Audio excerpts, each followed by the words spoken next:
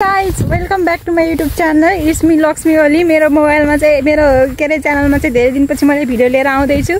किनभनेपछि मलाई एस्थेटिक यति दामी हाम्रो गाउँको भ्यू, धानहरू पलाएर हरिया हरिया भएका छन्। त्यही माथि हाम्रो बहिनी एकदम ब्युटिफुल अवस्थामा हुनुहुन्छ। सो त्यसैले मैले आज भिडियो लिएर आइरहेको छु। तर पनि म चाहिँ राम्रो आएन है।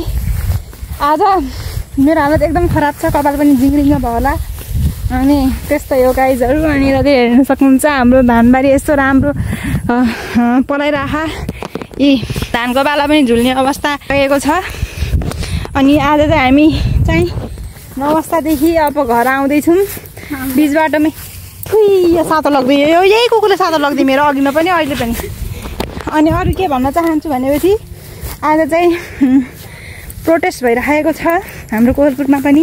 त्यो चाहिँ मैले भिडियो बनाइनँ, सो सरी त्यसको लागि। तर एकदम शान्तिपूर्ण भइरहेको छ। शान्तिपूर्ण भन्नु त के भन्ने, विद्युतको घरहरू तोडफोड त भइरहेको थियो, तर पनि जे होस् काठमाडौँ जस्तो चाहिँ भएको थिएन है।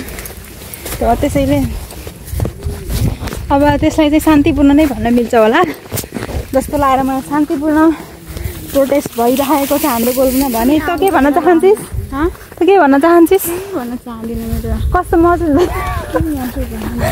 अनि अब हामी चाहिँ ठुलमम्मी ठुलमम्मी हुनुहुन्छ। अब यसले मलाई हेरेर भिडियो बनाउने भनेर चाहिँ अब यसको भिडियो बनाइन्छु गाइज।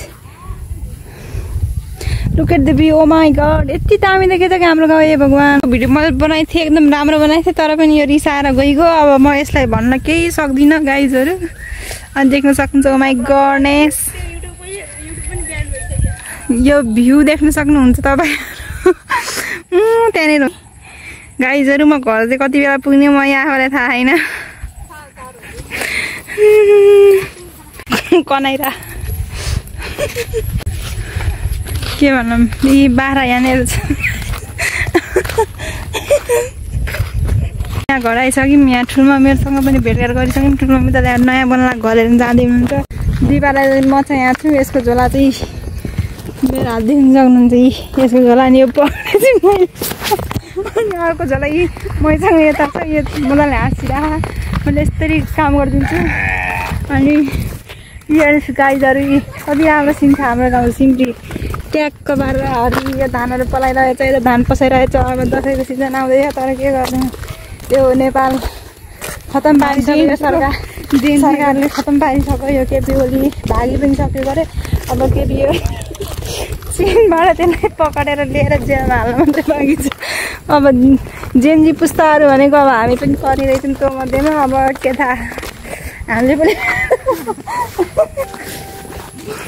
गाइजहरू घर आइपुग्यो भनेर सङ्केत पनि दियो। मेसेन्जरले ट्विक्क पारेर मेसेन्जर अन भइगयो मेरो।